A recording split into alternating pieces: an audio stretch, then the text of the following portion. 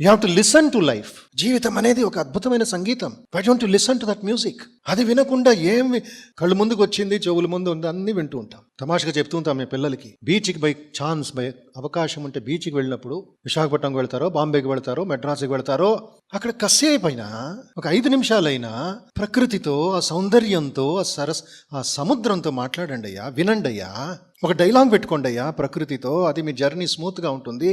అక్కడికి వెళ్ళి ఆ పానీపూరీలు, ఆ బేల్పూరీలు, ఆ తిని తిని తిని తిని అది ఏమి ఆనందమో నాకు తెలియదు. మళ్ళీ మరుసటి రోజు వచ్చి కడుపు నొప్పి, ఉండే ఆనందం కూడా పోయింది. దానికోసమే వెళ్ళేది. తినండి, ఎవరు వద్దన్నారు? 10-100 పానీపూరీలు తినండి అయ్యా. సామర్థ్యం ఉందా నీకు అసలు? బట్ ఆ సముద్రం మాట్లాడాలి మీతో. It wants to have a dialogue, a discussion, A kind of భావం ఇస్తుంది. అది ఓంకారం జపం చేస్తుంది. ఆ ఓం ఆ ఓం ఓం ఓం.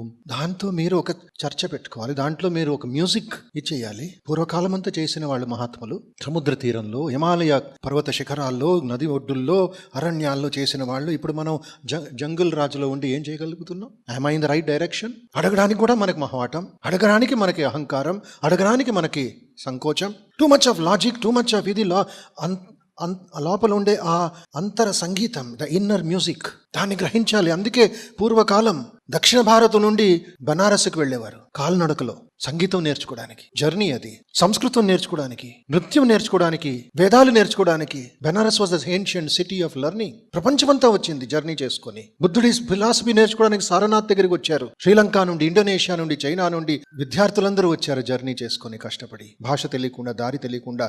But there light was very clear, there goal was very clear. We want knowledge. కేవలం ఆధ్యాత్మిక జీవితం మాత్రమే కాదు, సామాజిక జీవితంలో, లేక మీకు సాంస్కృతిక జీవితంలో, ఇంకా రాజకీయ జీవితంలో, ఏ ఒక క్షేత్రంలో తీసుకున్నాను, మహాత్ములు, నాయకులు, పెద్దవాళ్ళు చూపించింది జర్నీ.